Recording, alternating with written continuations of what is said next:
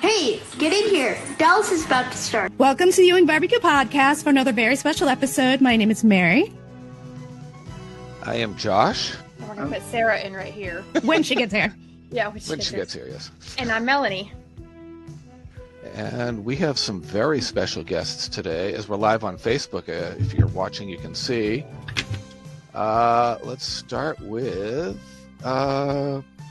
Sheree J Wilson, who played April Stevens Ewing.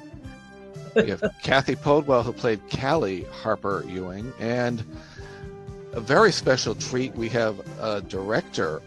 How many episodes did you direct? 68 or something? Yeah, something like that. Somewhere between 68, but with two-parters. Somebody told me once 80. But that 80. Wow. But That is awesome. Director, he is the director. 75. Yeah. The director, Michael Preece. And behind Michael, we have Alan Kattan, who is Cathy's social media manager, I guess you would say. And he's just a dear friend, too. Right. And a very good friend. Yeah, he's our Sheree buddy. and Michael knew Alan years before me. So I'm late to the scene. You're a latecomer. Okay. That's Okay. networking, though. Yes. Yes.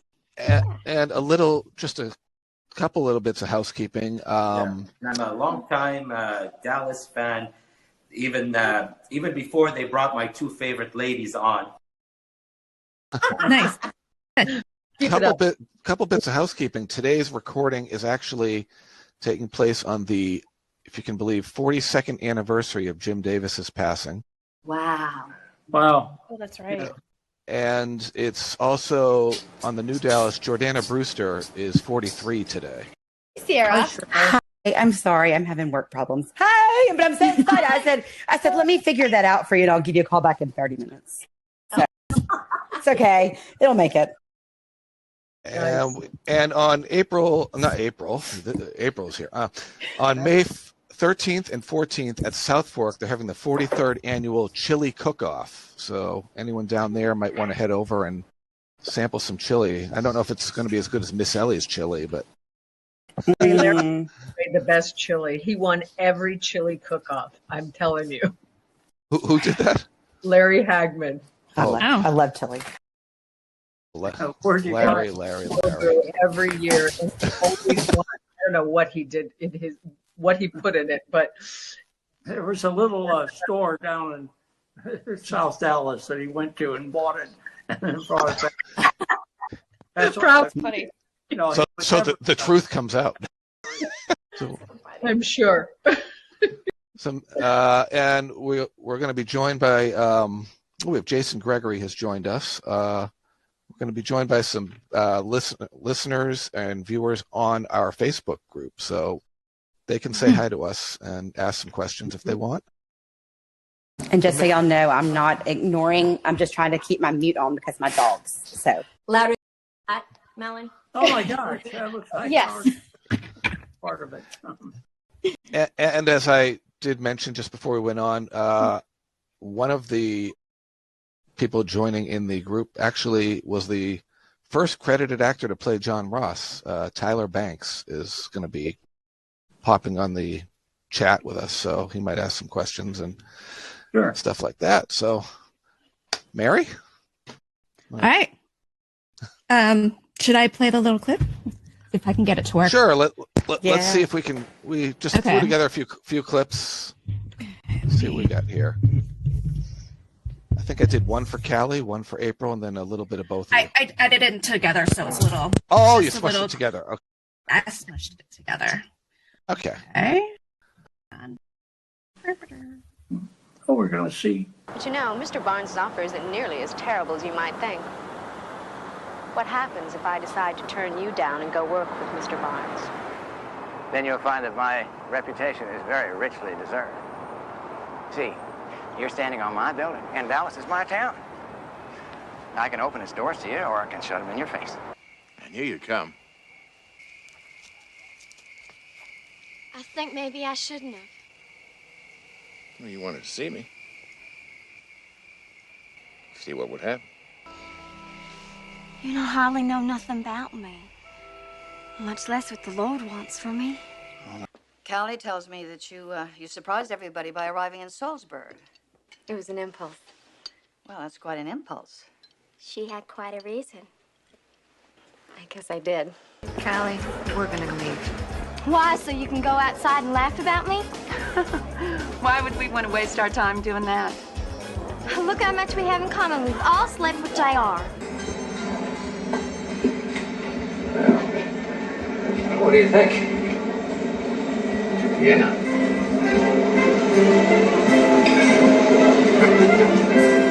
Oh my God, Sheree! So much fun. Salzburg, Vienna, Russia. The Lippenzahner horses. Honors. They were amazing in Vienna. I know we all have different opinions about this, but my favorite was Bobby and April. It was. I mean, like couple wise, and then I always say that, so everybody has different opinions, but. That's why my favorite episode was the Great Texas Waltz, which really made them as a couple together. And that was my favorite. And that was one of the best. My favorite cast of characters. Yeah. Did you say that Linda directed that one? Yeah. Well, Yes, what Linda. happened? Quick story. Lenny Katzman went to Europe with the cast, and they shot all that European stuff. But half of it we shot back in Los Angeles. So it comes out that I directed it because Lenny didn't take credit, and so people would say, "How was Russia?" or "How was Germany?" I said it was cold. Oh my gosh, we had to wear the overcoat. That's awesome. I love the way the memories kept lingering, like in the scene, Sheree, when you were in Bobby's office throwing snowflakes, surprising him, imitating the time you were in Vienna. Oh, I got chill bumps. It was a magical gift to be on that show. I mean, from start to finish. Michael is can I say this? That you're like one of the most efficient and fastest but brilliant director. You've done so many shows that you don't have to scratch your head to figure out where the camera's going to go and how to shoot this and that. So we would just fly through our days and we would go, oh, we're already done for the day? We got to hang out. We got to shoot something else. They always say, at least save one shot for after lunch, just so we couldn't finish before. And most television shows, they shoot till 6, 7, 8 o'clock at night every day. Oh my gosh! Because of you guys hit your marks, knew your lines, and knew how to stage a scene by yourselves. Oh, you're so. Not only the most efficient director, I just have to say, but the kindest, the sweetest, the most, yeah. And funniest. Just right. We felt so comfortable. Like there wasn't impatient, when the tears weren't coming, you would be, you would pull me aside and you'd give me a little note that would, help and just sweet. I don't know. That's my buddy. All right. Onward. What is your directing style as opposed to someone like Larry or Patrick? And I don't know. I started out on the set as a script clerk or script supervisor. The stopwatch on the thick script, and I learned a lot from bad directors and some good directors. I worked with everybody from Louis Milestone to Tom Grice, and I don't know, Sam Peckinpah, a lot of famous people. And I learned a lot from them, but I learned most from bad directors. Don't do this. Don't over-direct. Don't tell them. I had a couple of instances where I gave a line reading, and then I realized that is so stupid. Don't do it the way I did it. But the 20 years as a script guy, I learned a lot. I owe a lot to that. And I was on a film called The Paper Chase the star or the director, James Bridges. I can't think of his name now. The guy who won the Academy Award for Ryan. Houseman.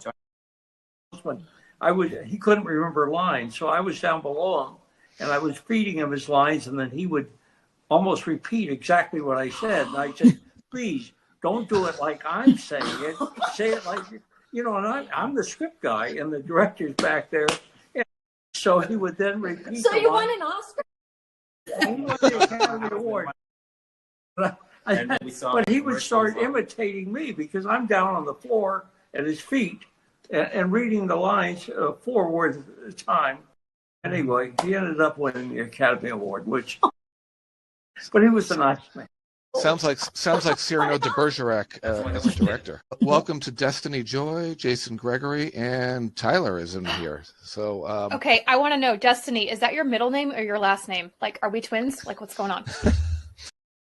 What? But I just asked a member of the group because Destiny Joy is her name, and I'm like, is that your last name or your middle name? I thought you meant Destiny, and I was like, when did your name become Destiny? It's a long week. I'm sorry. On a whim. It's only Wednesday, dude. Yeah, no. Cathy and Sheree, how did you get your roles on the show and the audition process? And was it word of mouth, or did Lenny know somebody that you knew? Or Sheree, you go first. You have a great story. Leonard left the show, as you know. He wanted to do other things. And one of his other things was to partner up with Chuck and Larry Gordon on a series called Our Family Honor. It had Ray Liotta and it had Eli Wallach, Kenneth McMillan, Michael Madsen. We had a star-studded cast. It was The Sopranos before The Sopranos. It was a little ahead of its time. And Lenny was the executive producer and one of the directors. And they cast me to play Michael Madsen's wife on the mafia side of the family. And I was a little femme fatale, sassy little something at the time. And we lasted 1 season. And unfortunately, shooting in Manhattan, New York City, it was a really expensive show. And they decided not to continue with the show. It was a little too ahead of its time, I believe. So cut to Dallas's ratings are taking a submarine dive after Leonard and Patrick left. So Larry Hagman goes to CBS and he says, I will put up $1 million of my own money if you'll put up $1 million and let's go get Leonard and Patrick back. And CBS said, okay. Lenny couldn't figure out how to undo all the mess that they made in his absence. There were too many characters. There was too much of this. So I get a call from my agent that Leonard Katzman wants to meet me at Lorimar. I said, for what? He said, I don't know. So I went to the meeting and he starts pitching me, Dallas, we don't know what we're going to do. You're going to be JR's nemesis and you're a little femme fatale. You did so great on Our Family Honor. I want you to join the Dallas show and everything's favored nations. We all have the same dressing rooms. We all have this. I was like, you're writing a part for me? I was like, talk about pinching yourself in Hollywood. But I'm a good team player. And I'm a joyful person. So, and I know my lines. I have a photographic memory and I always showed up on time and prepared. So those things matter in the industry. And so I called my agent afterwards and I said, either I'm crazy or he just offered me a job on Dallas. And I was years 7 to 13, joining year 7. And that was when Bobby showed up in the shower. And that's when I came on. And he said, you're going to kind of be the Black Widow because everybody you talk to or do a scene with is probably going to die. I'm like, oh, God, they're going to hate me. But it worked out great. I was only supposed to do 10 episodes. I was just going to be PR's fling. And they only hired me for 10 episodes. But after 10 episodes, they kind of liked me. So they kept me. That's a neat story. And I'll admit, I would read the Inquirer and see all the little spoilers that would come out. And there was one that was Jeremy Wendell was going to have April killed at some point over the stalk or something. And and it was just it's funny to look back and see what actually was true that they would publish and what wasn't true. I slept with JR because I had 5% of Ewing oil, which I got out of my ex-husband, Dak Rambo. 5% of Ewing oil was worth $200 million. So we had a little pillow talk. I got my $200 million. He got his stock back. Everybody's happy. But then how do you turn a bad girl into a good girl? That was the big arc for April. So I became a nice enough girl to marry Bobby Ewing. And see, I liked her from the beginning. I knew she was going to turn good. I knew it. I knew it. So I can write this stuff. My husband's like, shut up. Agreed, because April was willing to settle from Dak only $250,000, $250,000, and he could keep all his $200 million shares where nobody knew what it was worth. And he ended up losing. He ended up losing everything. Because women are smart. No. And greed is bad. And how was Dak Rambo? I know you probably sweetheart of a man, just a sweetheart of a man. I mean, I just didn't have a lot of scenes with him because I kind of wasn't very nice to him as his ex-wife. Oh, did I forget to sign the divorce papers? Oh, I guess I did. Oh, good memory. 5% is mine. Thank you. Did you keep in touch with Michelle Stevens, your sister on the show, after the show? Or where is Kimberly Foster? New York City. Yeah. And we lost touch since then. I don't know if she's acting still. I haven't seen anything. No. She might have just gone on to live her life. I used to like her hair so much, because that was when the short was coming in. You can only be a certain kind of face to have that haircut. And I was like, so I couldn't have it. Not so much. And what was it like working with her? She just seemed like a bundle full of energy. No, just kidding. We had a sibling, rivalry. And no, she was an absolute darling in person. I'm just teasing. I'm talking like my character, not as the person. Little sisters, what are you going to do sometimes? Yeah. I think one of my favorite April power moves was when you got thrown out of that restaurant and then you went back and bought it. And then fired the guy who threw you out. What? I love that. That's really a power move. That is. Yeah. I learned from the JR handbook. Oh yeah, I think do you guys remember it was the Mater D, right? That threw her out? I believe so. Yeah. Yeah. Mm-hmm. Was that Albernade's restaurant or whose restaurant? Probably. We love Al. And they obviously used a lot of exterior shots between recycled them on Dallas and Knots Landing, which you did some directing, and there in Falcon Crest you did some directing too. Yeah, I did quite a few Falcon Crest and I don't know, not very many Knots Landings. They had it's not bragging, but they had a couple of difficult shows to do, so they borrowed me from Dallas to go over there and do them because it was an opening of a new restaurant. I forget the episode, but it was very complicated, and they needed to get it done. So You did an expert. Loaned out. And I would make fun of the scenes afterwards, like we do on Dallas, or did on Dallas, where we were just joke about things. I mean, Larry, making faces at the end of a scene, or pouncing on Linda, or something like that. All that. So everything was a joke at the end of every scene. And on Knots Landing, they took it seriously. And I remember they saying, Michael, this is not Dallas. We take our seriously. Okay, I'll try. Ouch. Try. I was going to ask the difference between So funny. the different sets. Yeah, they were into serious story. Much more fun to laugh. Yeah, I think I told that story about Patrick. At the end of one scene, he had made a big deal. He put his phone down and he put his feet up on the thing. And I said, okay, at the end, why don't you, because he started to fall back. And I said, don't wait till we shoot it. And then when I snap my fingers, you can fall over. So he finishes the deal, slams the phone down. He's very proud. He sits back in his chair. I snap my fingers. He falls over and he hurt himself a little bit. But if you think of the ramifications of that, he could have broken his back or spine and been, in a wheelchair, sucking yogurt out of a straw for the rest of his life. And it was all over making a joke of a scene. Think about that. Things that could have happened. It didn't. He was fine. Where is that blooper? I want to know. Obviously, they didn't do that on Falcon Crest. A lot of people sat in dailies to watch. So we always wanted to have some joke at the end, so they would giggle in dailies.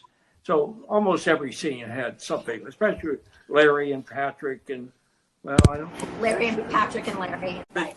The dinner scenes with Barbara Bel Geddes and throwing potatoes, mashed potatoes. On the bloopers when Miss Ellie says the F word. It's my favorite. She's all, Judy, fuck. And I was like, oh my God.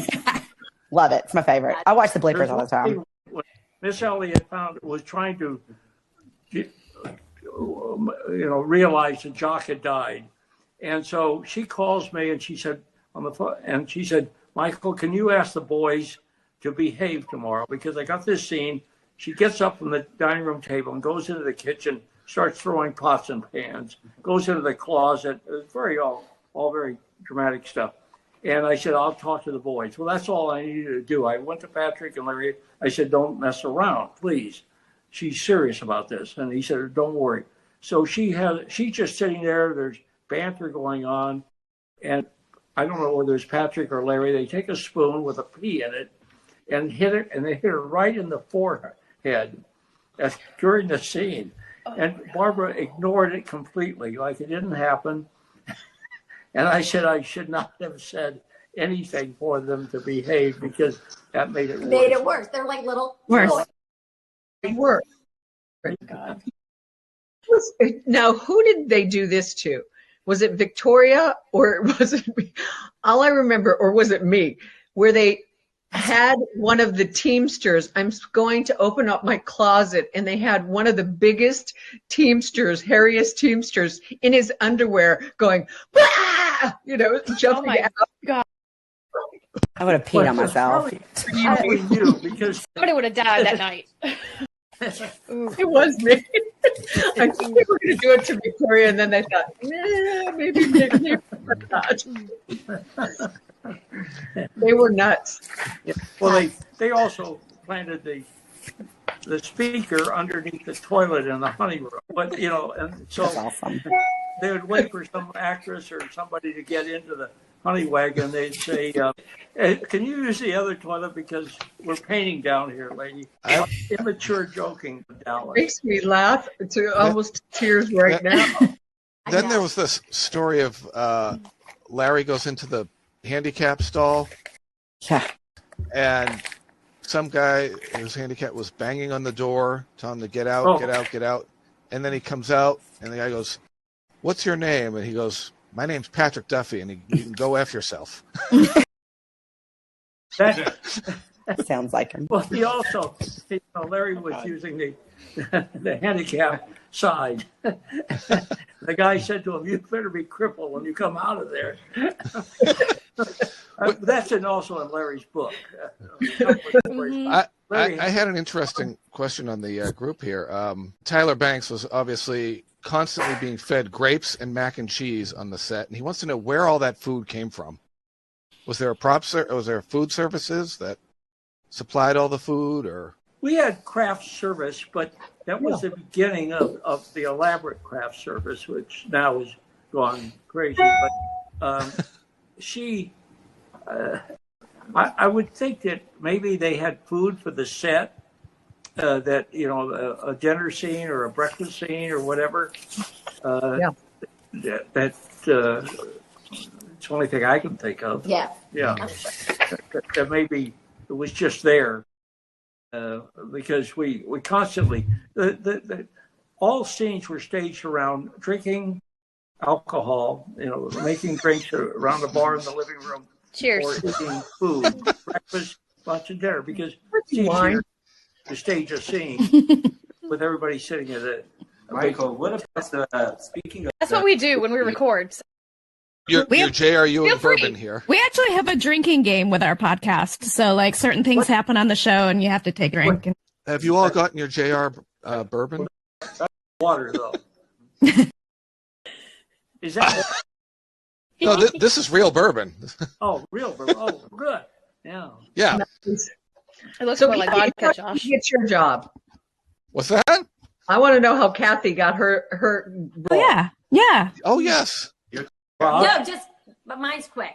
It was a regular audition in front of the casting director. She called me back, and it was her and Lenny.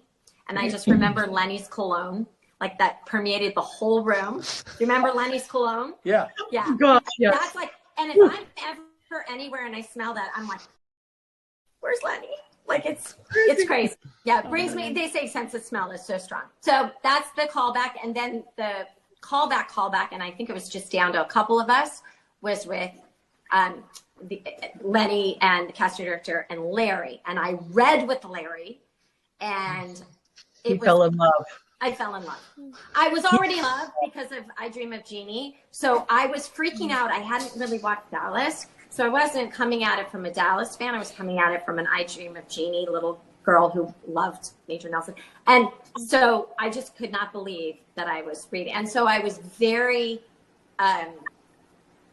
flustered, but in the best way, because it completely worked for Callie. And I think that's what sold Larry on me. I got from my chest, I just completely read. And it was during the scene, the clip that you showed at the tree. So it works. And Larry was like, that's the one. So that's and then I too, just like Sheree, I was supposed to be in 7 episodes. And then it extended right to Dallas. So. And I think you came at the perfect time, like with that, because I wasn't expecting him to find somebody else and younger and all that. And where are you from? Or was that a completely fake Southern accent you did? Fake. Okay. I mean, it's really hard to fake this accent, you know? So. Totally fake. Yeah. I grew up in Northern California. Yeah. Okay. You did a New York And you accent. Yeah, a little bit. And you both obviously drew, you can't help but compare, you know, Callie is their second wife. Obviously there is comparisons to Sue Ellen, the first wife, and then April, and to Pam. And I noticed a lot where Sue Ellen kind of took Callie under her wing, and the whole plot to get JR to the altar, and then the advice she gave before she left for Europe. And Sheree, you never really had many scenes with Victoria, did you? No. Noticed. You met at the oil baron's ball when you were Cliff's date, but that would be no. There was just one. If it's Alan, Alan will know. If it was just that Will Barron's then, that was the only one. Sorry. We had a swimming pool. We were at the same swimming pool once. I do recall. We were at the Cattle Barons Ball, I think at the same time. And other than that, our paths didn't really cross. I mean, I was more Cliff Barnes's best friend at the beginning, and JR's nemesis and whatever, mistress and this whatever for a while. It was pretty short-lived. But no, it was, I was playing with the boys. I wasn't playing with her. Is there anyone that you wish you had worked more with on the show that you didn't get to work with? Yeah. Either or both? Well, you know, Linda Gray is an angel on earth. She is completely the sweetest. I mean, she still has her wings. I mean, she's one of the nicest human beings. I got to do a lot with Ken Kercheval, which I loved. He's so funny and so interesting. Obviously, I worked with Larry and Patrick the most, but Linda, if I could have more scenes, I would say it would be with Linda. I got to be with Cathy. Obviously, we traveled the world together. That was epic. And so, you know, Sue Ellen and April's characters didn't really have a reason to commingle that much. So, did you get to work with Howard Keel much? I worked with Howard Keel a little bit. He's such a classic, regal, you know, iconic, you know, actor, and you know, Miss Ellie. It was fun, really fun. I mean, I was in awe of them. I mean, I've seen all of their old stuff. Exactly. They were Hollywood royalty, those two. They were. Sure. Howard sang at those oil barons' balls and those barbecues. Well, he never sang on the show, I don't think. He sang in the back. camera. Yeah, that's, and he mentioned to the family that he used to sing before, but they should have had him sing in the oil barons' ball. Yeah. Yeah, that would have been. Mary, don't you have his record? I do have his record. She got it. Wow. I do remember, though, you did cross paths with Linda or Sue Ellen and April in a pet store when John Ross ran into the pet store and he wanted a dog, and you were in their pet store for some Puppies. They were so God. cute. The puppies. They're so cute. The puppies. How do they assign directors for episodes? Was it Well, you can only do every other episode, and then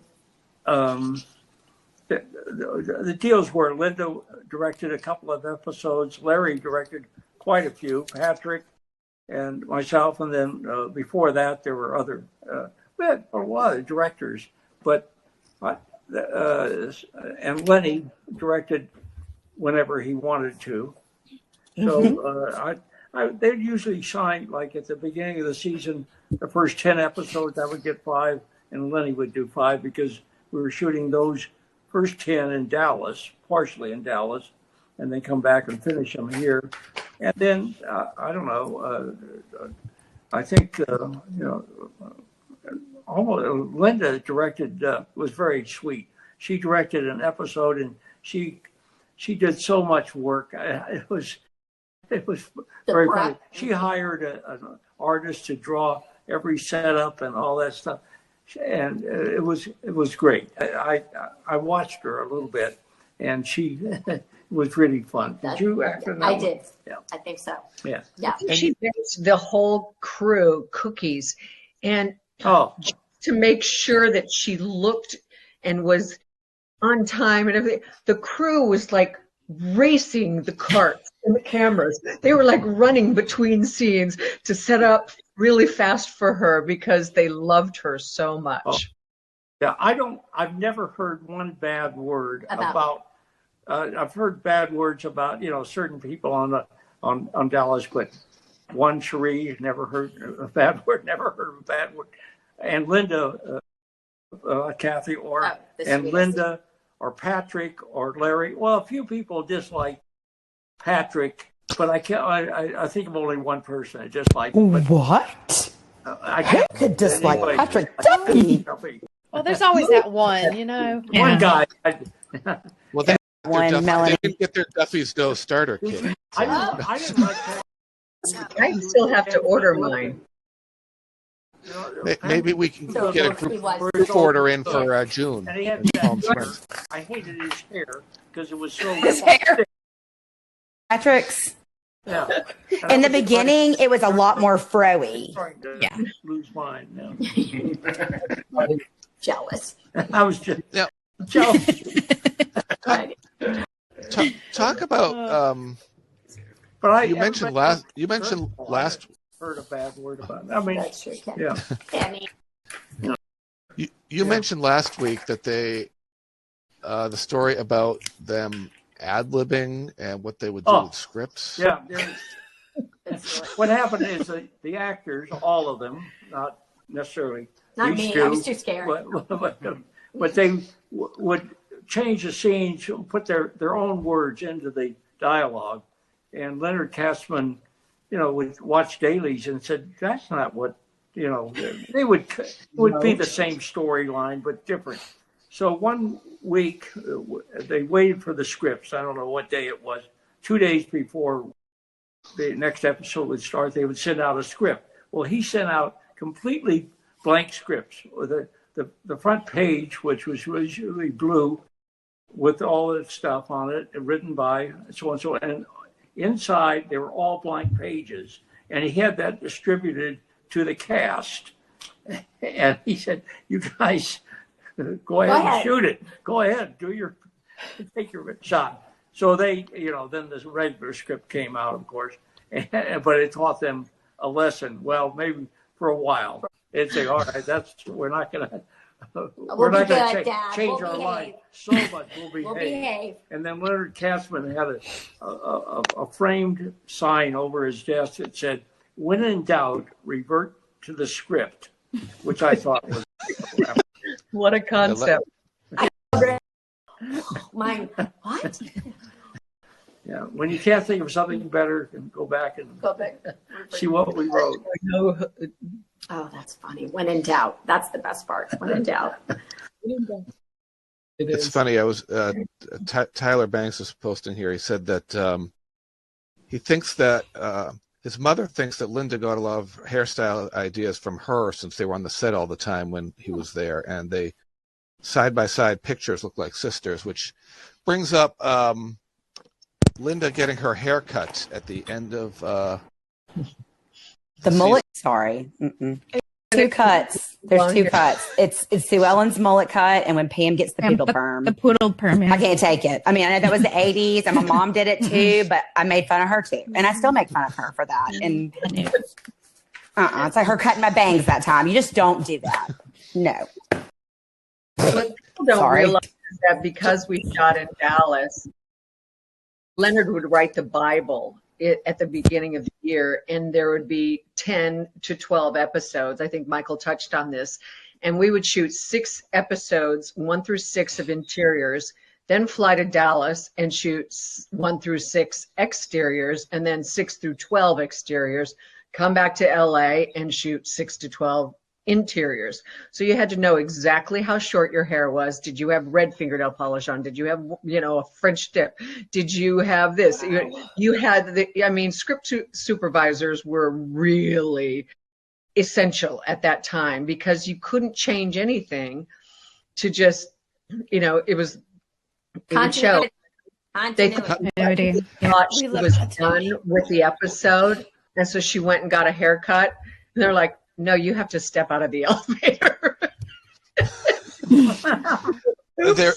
There was a continuity screw up when it was when Patrick got run over by Morgan Brittany, and he's putting on some brown boots in Pam's bedroom, and then when he got run over by the car 2 minutes later, he's wearing black shoes and not brown boots. So it's like, oh, maybe he was at the door, Josh. It was all a dream. Right there. So yeah, dream. Decided against him on his way outside. Yep.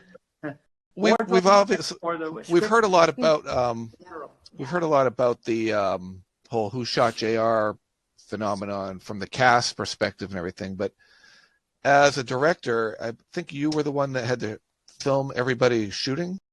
Yeah, we had. How was it from behind the scenes? Well, we had a mark, and he shot, and we had people, or when he got shot, we had people coming out of the door and shooting him. We had every member of the cast, and a lot. I even did it, but we had Irving Ford did it too. I think, and Lydia. Really? We all shot that, and so. I had no idea, and no one else did either. The only people that knew were the film editor and Leonard Katzman, and they flew the film to England. I'm a little confused about how it all worked. Yeah, the details. Yeah, and the details, but they flew to England with the film. I don't know how that would work on television because nobody knew. Yeah. Who did. Why did they fly to England? Because it showed there, I think, before it showed in the United States. Oh. Yeah, it was the biggest thing in England. Maybe I'm wrong. Yeah. This has been a couple of years ago. I remember hearing that they had it like with an armored truck, I think, like so nobody could get to them. Yeah. That's what I read, yeah. What about when they had to deal with the 2-month actress strike delay, season premiere delay of every show? It was that year? Yeah, it was that year. Oh my gosh. 7-month cliffhanger. Wow. Mm-hmm. Most watched show on television. I wonder if it still is to date around the world. Wasn't it the finale of MASH think it was. Yeah. Hate it. That's like the only the, one. The last, I think it was that. It was one of the top 4 most watched. There was Rhoda's wedding, and there was when I Love Lucy, when Lucy had her baby. Oh. And there was the last episode of The Fugitive as well, which was obviously today being the anniversary of Jim Davis's passing. What do you remember about working with Jim and just the whole him passing during the filming and just? I think both the girls were after him, but I worked with him a lot. I had known Jim. Lenny and I worked on a series that he did before about a fireman. I can't think of the name of it right now. Rescue 8. My mind isn't gone. Rescue 8 with Jim Davis and this other guy, Rhonda Fleming's husband. Anyway, and he was, vital guy, very, cowboy kind of guy. And then on Dallas, he was fine. And then he started to get ill. And there were times where we had a double for him because he couldn't get up out of the chair at the head of the table in the dining room. It makes me sad. And he would start to get up and would say cut, and then would move the camera or whatever. And over his back, the double would get up. Then I could have Jim walk away because he still could walk, but he just couldn't get up from a chair, even with handles on it, but he could do his dialogue. He remembered all the words. He didn't have much, and he was a real man. He was, and I think the show lost a lot when he left because he was the only one that could make the boys behave when they were arguing. Really? Yeah. Aww. Yeah. I mean, in the story. Yeah. Nobody could wrangle them. I said, you guys screw around with when Lenny's directing as much as you do with me. They said, they wouldn't answer. Anyway, I think they did. They took advantage of me because I couldn't fire them. Have you noticed how directing has changed from back then to I think the video later in your career? Assist has changed a lot of directing because you can watch it on your own monitor, on your wristwatch, or whatever you want. And there's, if it's good or you need coverage, immediately. The first movie I ever worked on was called, with video assist, was a movie with the director, Ralph Nelson, and he put a tent around himself and me. I was a script guy, and we'd sit and watch it. And he said, I don't need to close-ups there. Plays in the 2-shot. So it made a big difference in not knowing what you're doing at the time, because you say, oh, well, that's a good take. Where before you say, well, let's try it one more time. And especially with complicated shots, now you can watch it on video. I don't know. Other than that, I don't know. My son's in the business, and he says directors now are indecisive. And I think you have to be decisive. It's either good or bad. I don't know. So they're not watching the actors. They're just watching the screen. Yeah. That's really interesting. Which I think it'd be better to watch the actors. I mean, I know that's technology and all that, but I would think that's how you get your your feeling for it. That's your intuition and your gut on how you. Yeah.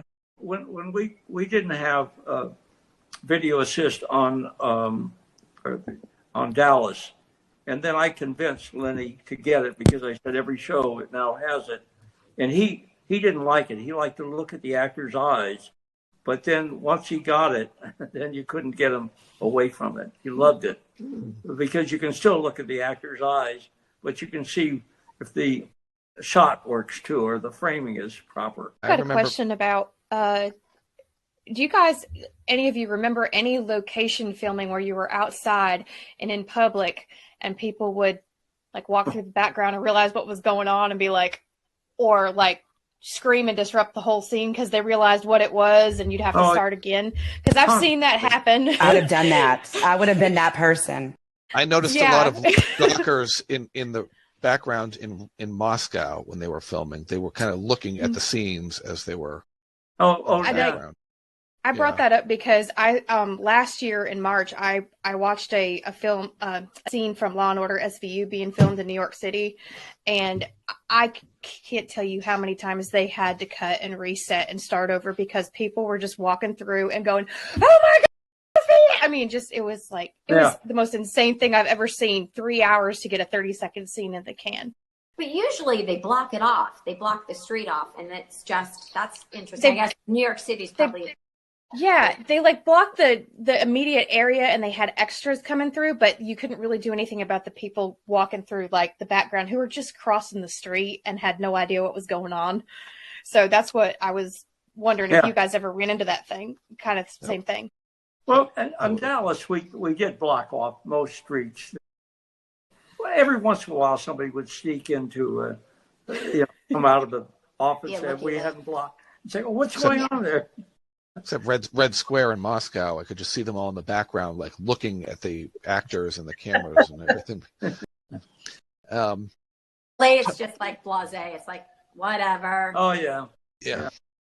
And there were a couple times in the later years when it was supposed to be in Dallas, but I don't recall them having a palm tree in Dallas in the background.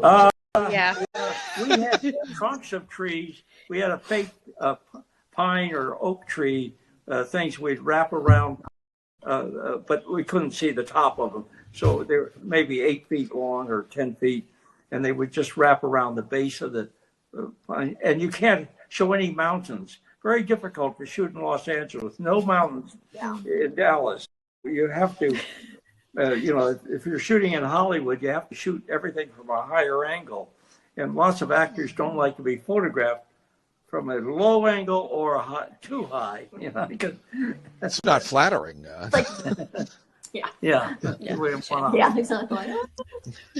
Can I throw just a couple of names that we never really talk about out there? I'll just fire them out and then you can talk about them. Sasha Mitchell, Michael Wilding, George Kennedy, Andrew Stevens, and J. Eddie Peck. Wow. All right, Sheree can talk about J. Eddie. Jumping out of John Ross's bed in his underwear. And, George Kennedy, first of all, is the biggest teddy bear ever. He's the nicest man. He was the nicest man. I loved his laugh, his voice, his acting, his everything. I just loved Don't give me that crap! Wasn't he in the Naked Gun movies? Yeah. Priscilla. Okay. Yeah. Yes, he was. Okay, Yet they never crossed paths on Dallas. He and Priscilla never crossed paths. And they never did. That's lived in the same house, though. I love the Naked Gun movies. yeah. Crazy. Anyway, going back to them. You mentioned Sasha. Yes. I had worked with him on some other show, and I saw that they hired him. He was playing a Southern boy. And I said, "Lenny, do you know Sasha at all?" And he said, "No, I never, the network wants him." And I said, "Have you written him he went to SMU or something?" I said, "You got to talk to him because wait till you hear him." So he I guess when he had a meeting with him, had to rewrite the script that he was now a tough New York kid because he had that Brooklynese or whatever it was. They had Russian parents too. and poor Sasha, because actors, the network liked him. Yeah. So make it work. He's the only person to play Patrick Duffy's nephew twice on 2 different shows. And also Jack Scalia. They hired Jack Scalia. Wasn't he on Dallas? Yeah. Yeah. Wow. Yes. And He was with me. We dated. Joey Lombardi. And I saw Sasha on St. Elsewhere not too long ago. He played a South Boston gangster. But not from Dallas. No. But we have a saying on Dallas, please don't do a Dallas accent because most of them, if they do try to do an accent, it sounds like they're from South Carolina or someplace like that. And I said, if you really want to try, go over and talk to Bob Parsons was our prop guy on the set. He had a Dallas accent. I just go talk to him, and and then if you want to imitate somebody, imitate him. I'm talking about guys.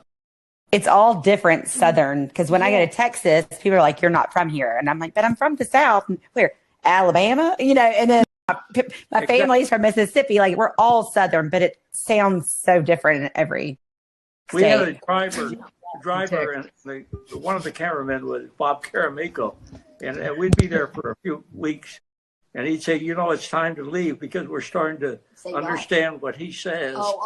But he was not from that. He was from the real South. Will you pick it up? I mean, you guys know, like, I'm from Maine. I'm, like, originally, like, kind of up where Josh is, and I lived in North Carolina for 12 years, and you just kind of start to... You have some words come out that sound real Southern. Like, we were in Atlanta, and you were like, hey. And I was like, what was that? Yeah. How many pickleback shots did I have that night in my defense? I don't know. That was my fault. Sorry. That was me. And this weekend, we're all going to New Jersey together. Talking about accents. Lenny, halfway through, I think year 2, asked me to sort of back off a little bit because Callie's accent was so thick. She was from Arkansas. So he asked me to back off and make it more. So that was finding that balance was like, is that enough? Believable? Like, and you can tell when you do it too in there, like how it starts to transition. Say that. Did you say that? Yeah. Y'all. In Texas, they don't say y'all. They say you all. A lot of, I mean, you can't say everybody. It's like if you see a guy in Dallas with a cowboy hat, you say, what part of New York are you from? They do wear cowboy hats, but Dallas.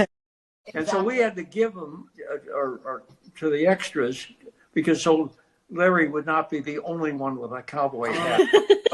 That's hilarious. Transplants living in those big Texas cities. What about Callie's painting? Are you artist in real life at all, or is that just? Yeah, how did that? No, she is a designer. Oh, a design thing. Yes. I have an artistic sense. I'm not really a painter, but they hired, and I wish I had some of those paintings. I don't know where they are. Do you know, Sheree? I don't know who got them. Like the painting of JR that you made? Yes. I would love to have that's that. one I saw at the Julian's auction when Larry was there. I went there. Yeah. Larry had that one. Yeah. So good. Where did all that stuff end up? Like, I bought actually no idea. A replica of his hand and footprints autographed by the entire Dallas cast. Cool. But from the show, like all of those sort of artifacts, who knows? Yeah, they're in some studio. Warehouse. Sony's warehouse. Yeah, exactly. Wow, Sheree, you're so quiet. I've got one from our listeners that you have a habit of being shot on shows and left for dead and you had asked to be killed off of Dallas because I don't know at what point you knew that it was the final right. I don't know at what point you knew that it was the final season because I know I found out in a press release in the new media like right before episode 350 aired. But you wanted to be killed? No, I did want to be killed off only because I was marrying Bobby Ewing when I was 7.5 months pregnant. And I had the biggest bouquet of flowers that was hiding my big bump. His standing behind couches and standing by here and tea towels and this and that, just, hiding. And frankly, I knew that, Larry had kind of said, Lenny, next year is going to be the last year. We're wrapping it up. And so I went to Leonard and I said, honestly, give me the most amount of money for the least amount of shows and kill me off in grand fashion. I just don't want to disappear. And so that's how he came up with machine gunning me down on my honeymoon, which is with Susan Lucci. That was quite dramatic, I must say. I was like, if you could go out anyway, And never asked to be killed off because then they bring the show back and you're dead. So you can't go back to the. So that's the But you can. That's the second part of the question. In hindsight, how would you have preferred to have been written out, knowing that if they were going to come back? That's a good question. I guess she could have mysteriously disappeared. I don't know, just not be dead. Just like Pam. At the hands of Catherine. Crazy. Drives you crazy. I mean, that's just it. It's like without closure. I think it's not fair to the fans. I mean, it's not. Give them death, give them destruction, give them joy, give them, but leaving them hanging in a mystery, I don't think that's fair to do to the fan base. So yeah, that, and I think the last for that other show that I did, I was shot, but I'm still lying on the floor in the courtroom. 18 years later. They never did the sequel. CBS stopped doing movies of the week. So boo. Les Moonves, boo, boo. Yeah. But right back to them. Yeah, look at that first. Yeah. It's like a Destiny zoo says, in my I just house. pretend that storyline didn't exist and April lives forever in my mind. Well, I say, Actually, you know what? The new show that came on with everybody, I said, well, it's been done before. It could be done again. April shows up in the shower, and it was all a dream. Yeah. I'm here for that. Too. I kind of envision According to Catherine. Wentworth, I envision Catherine. Oh. What was that, Alan? Yeah, well, according to me, in a hidden synopsis I have written, April is alive. Yay! Yay! I was but I won't tell you. I won't tell the public how it's our secret. I kind of envision Catherine Wentworth being behind everything and just April held somewhere. But okay, I did this 5 years ago with Steve, Charlene, Patrick, and Linda. Sheree, I want you to talk about the best performance of Cathy, and Cathy, the best performance of Sheree. Your favorite scene, or your favorite? Cathy's brilliant. She was the sweetest ingenue ever. I loved them all. How about that for an answer? She was perfect in every scene. And I would pick my favorite scenes are when you and I were working, Aww. our adventure. True. I mean, we got to go to Vienna and Salzburg and Moscow, and I mean, we're wearing big fur coats and just living the life of luxury. J.R. Ewing. Yeah. Yes. And I remember Larry pulled back his big heavy fur coat, and it was like a U.S. I have a picture of it somewhere, but anyway, it's like a U.S. flag or something T-shirt. Right. Standing in Red Square. Yep. Awesome. That was awesome. Okay, so if April had lived and everything, where are your characters today? Ooh. Good question. You want to?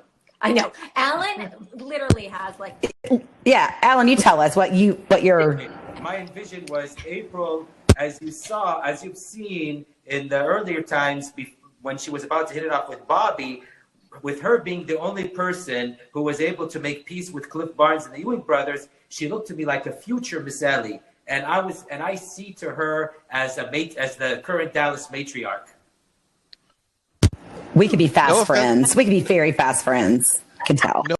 No offense to Cliff Barnes' one-night stand, Brenda Strong, but that should have been April.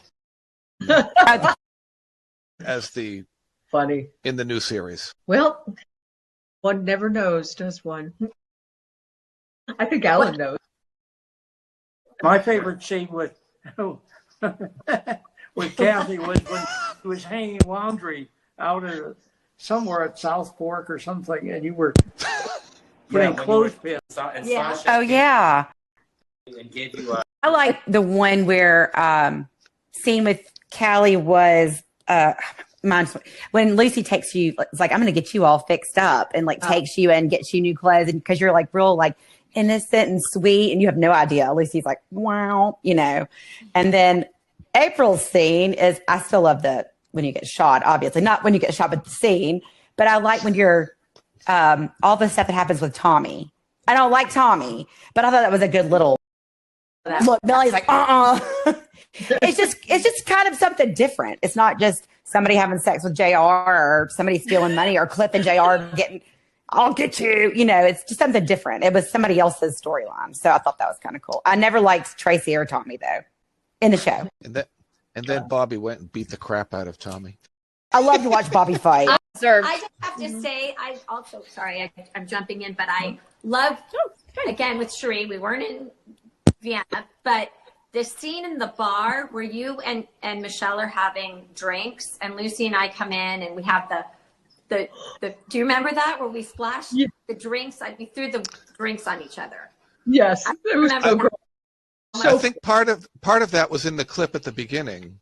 It was. Said, oh, well, we've all slept with JR. Yeah. But I don't think Lucy slept with JR. How was it working with Charlene? We haven't talked much about Charlene. Yes. Bobby beat up on Tommy. Everybody whom Bobby beats up on to defend, always they turn out to be good people. So that scene convinced me that April is such a good person. That kind of makes sense. And now I'm going to have to go back and count everybody he beat up. Yeah. That's a lot of people. Test that theory, Sarah. You just go. I'll go through every scene.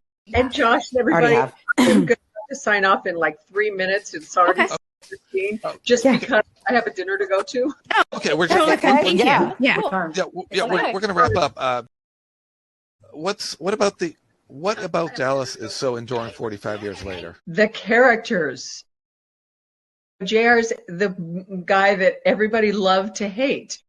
I mean, it was just it's a family. You could just, all the characters you fell in love with. And the reason people tune into any show on television or into a film is they fall in love with the characters. I agree. It was a genius when he wrote it. Great. You want them in your living room. Yeah. You can't wait to see what they're going to do next. I mean, restaurants in all over the country would, on Friday evenings, would not get busy till after Dallas was over. It's crazy. Or they would eat before. We have to get our check because I got to get home and watch Dallas. That's great. I know where I was every Friday night of my childhood. One quick, I was on an airplane and the flight attendant, I was reading a script and the flight attendant came up and said, "What's that?" And I said, "Oh, we're going down to, Dallas." And she said, "Oh, I don't watch Dallas. I watch it a little bit." And by the time we landed, she knew more than I did about Dallas. She said, "Well, Cliff Barnes," and she'd go on and on about Cliff Barnes. She doesn't really watch. Kelly, she's in there for the money. And I said, "You don't watch the show. How do you know all that?" So they were lying. They did watch the show. They just didn't want to admit it. That's funny. That they were addicted. And you have the fan event the event coming up in June 13th in California, and it's both of you. Patrick. Both of us. Sheree. I wanted to. Charlie. And then, oh my gosh, Steve, Charlene, Patrick, Linda, Audrey Landers, and Joan Van Ark. Oh, Joan Van Ark, yeah. Whereas in Palm Springs, come out. We traveled so much lately, and I'm still traveling the rest of the month, and then work travel. We'd like to get down to South Fork and do a live podcast down there, maybe in the fall. For my birthday. I'm just kidding. It is. Which is the same birthday as Josh Harris. Yep. Played Christopher. I know fans would love to see you all at fan events, like we're going to one this weekend. So just give some consideration. And I know we've talked about the idea of maybe someday doing a reunion for the Yellow Rose Foundation Gala. Yes, that would be great. That'd be so cool. Yep. So, Well, thank you, guys. Yes, thank you. Oh, thank you. Thank y'all so much. Nice meeting you, Melanie, Mary, and Sarah. Nice meeting you. You too. It was a privilege. Thank you. Thank you. All right, thank you guys so much. Bye. Bye.